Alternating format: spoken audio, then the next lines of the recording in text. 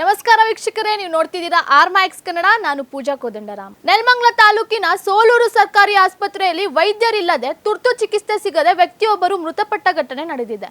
ಅಪಘಾತಕ್ಕೀಡಾದ ವ್ಯಕ್ತಿಗೆ ಸಮಯಕ್ಕೆ ಸರಿಯಾಗಿ ಚಿಕಿತ್ಸೆ ಸಿಗಲಿಲ್ಲ ಎಂದು ಆರೋಪಿಸಿ ಆಕ್ರೋಶಗೊಂಡ ಸಾರ್ವಜನಿಕರು ಸೋಲೂರು ಆಸ್ಪತ್ರೆ ಅಲ್ಲ, ಸಾವಿನ ಆಸ್ಪತ್ರೆ ಎಂದು ಮೃತದೇಹವನ್ನು ಆಸ್ಪತ್ರೆಯೊಳಗೆ ಬಿಟ್ಟು ಬಾಗಿಲು ಮುಚ್ಚಿ ಪ್ರತಿಭಟನೆ ನಡೆಸಿದ್ದಾರೆ.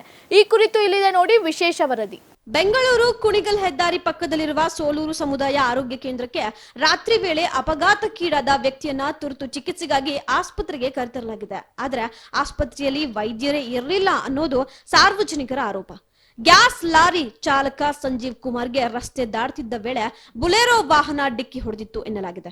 ಅಪಘಾತದಲ್ಲಿ ಗಂಭೀರವಾಗಿ ಗಾಯಗೊಂಡಿದ್ದ ಸಂಜೀವ್ ಕುಮಾರ್ ಅವರನ್ನ ತಕ್ಷಣವೇ ಸೋಲೂರು ಸರ್ಕಾರಿ ಆಸ್ಪತ್ರೆಗೆ ಕರೆತರಲಾಗಿತ್ತು. ಆದ್ರೆ ಸಾವು ಬದುಕಿನ ನಡುವೆ ಹೋರಾಡುತ್ತಿದ್ದ ವ್ಯಕ್ತಿಗೆ ಸಮಯಕ್ಕೆ ಸರಿಯಾಗಿ ತುರ್ತು ಚಿಕಿತ್ಸೆ ಸಿಗಲಿಲ್ಲ. ವೈದ್ಯರಿಲ್ಲದ ಕಾರಣ ಚಿಕಿತ್ಸೆ ವಿಳಂಬವಾಗಿ ವ್ಯಕ್ತಿ ಮೃತಪಟ್ಟಿದ್ದಾರೆ ಎಂದು ಸಾರ್ವಜನಿಕರು ಆರೋಪಿಸಿದ್ದಾರೆ.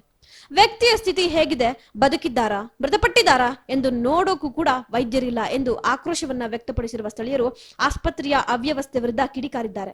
ಮೃತದೇಹವನ್ನ ಆಸ್ಪತ್ರೆಯೊಳಗೆ ಬಿಟ್ಟು ಆಸ್ಪತ್ರೆಯ ಬಾಗಿಲು ಮುಚ್ಚಿ ಸಾರ್ವಜನಿಕರು ಪ್ರತಿಭಟನೆಯನ್ನ ನಡೆಸಿದ್ದಾರೆ. ಸೋಲೂರು ಸರ್ಕಾರಿ ಆಸ್ಪತ್ರೆಯ ವ್ಯವಸ್ಥೆ ವಿರುದ್ಧ ಜನರು ಆಕ್ರೋಶವನ್ನ ವ್ಯಕ್ತಪಡಿಸಿದ್ದಾರೆ.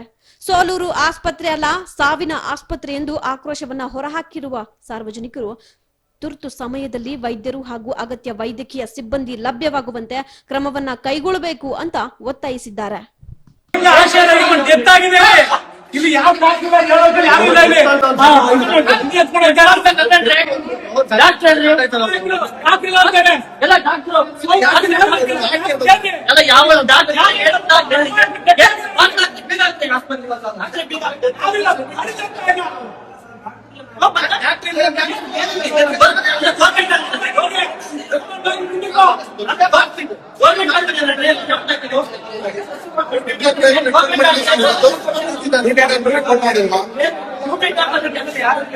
ಆಸ್ಪತ್ರೆ